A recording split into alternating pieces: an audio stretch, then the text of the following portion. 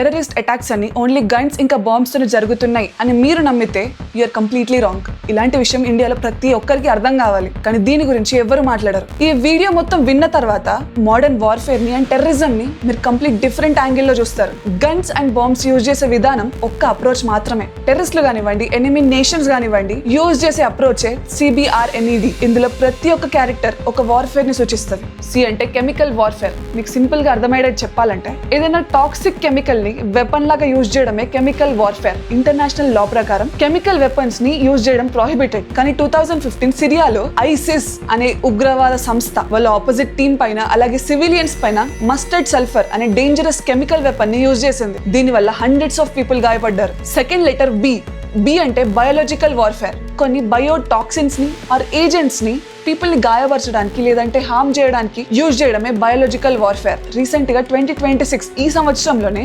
హైదరాబాద్ కి చెందిన ఒక డాక్టర్ సయ్యద్ అహ్మద్ మొయిద్దీన్, ఇతన్ని గుజరాత్ ATS కంప్లైంట్ ద్వారా NIA అరెస్ట్ చేసి తీసుకెళ్లింది. ఇతని పేరు మీద ఛార్జ్ షీట్ వేశారు. అదేంటో మీకు తెలుసా? Mass poisoning.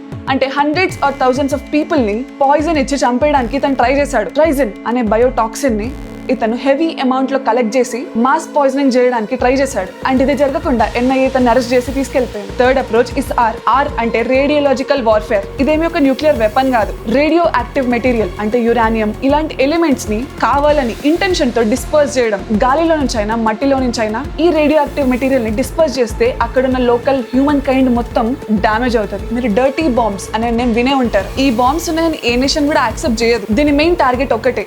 ఇది ఏ ఏరియాలో అయితే ప్రయోగిస్తారో ఆ ఏరియాలో రేడియో యాక్టివ్ మెటీరియల్ ని కంటామినేట్ చేస్తారు. అండ్ దీన్నే రేడియోలాజికల్ థ్రెట్ అని అంటారు. అండ్ రీసెంట్ గా పెహల్గాం తర్వాత ఆపరేషన్ సింధూర్ లో కూడా పాకిస్తాన్ యొక్క న్యూక్లియర్ ఫెసిలిటీ హిట్ అయిందని, అక్కడ నుంచి రేడియో యాక్టివ్ మెటీరియల్ లీక్ అయిందని కూడా న్యూస్ వచ్చింది. అదేమి కన్ఫర్మ్డ్ కాదు, but if you know you know. Next fourth approach is N అంటే న్యూక్లియర్ వార్ఫేర్. ఇది హిస్టరీలో ఆల్రెడీ జరిగింది. 1945 లో వరల్డ్ వార్ టైంలో అమెరికా జపాన్ లో ఉన్న హిరోషిమా అండ్ నాగాసాకి ఈ ఏరియాస్ లో న్యూక్లియర్ బాంబ్స్ వేసింది. అది ఇప్పటికీ కూడా మనం హిస్టరీ బుక్స్ లో చదువుతూనే ఉంటాం. ఇది ఒక టెర్రరిస్ట్ ఆర్గనైజేషన్ కంటే ఎనిమీ నేషన్ మన మీద యూజ్ చేసే ఛాన్స్ ఎక్కువ. ఈ అంటే ఎక్స్ప్లోజివ్స్. ఇండియా డికేడ్స్ నుంచి ఫేస్ చేస్తున్న కాన్సెప్టే. పుల్వామా అటాక్ కానివ్వండి, ముంబై 26/11 అటాక్స్ కానివ్వండి, ఇవన్నీ కూడా ఎక్స్ప్లోజివ్స్ యూజ్ చేసే అటాక్ చేశారు.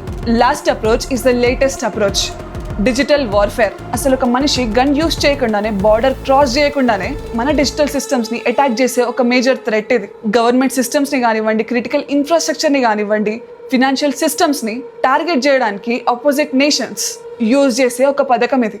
And this is CBRNED approach for you. ఈ అప్రోచ్ ని టాకిల్ చేయడానికి రీసెంట్ గా ఫ్యూ ఇయర్స్ బ్యాక్ జరిగిన G20 మీటింగ్ లో కూడా ఈ CBRN ట్రైన్డ్ సోల్జర్స్ యూనిట్ ని దింపారు. జై హింద్.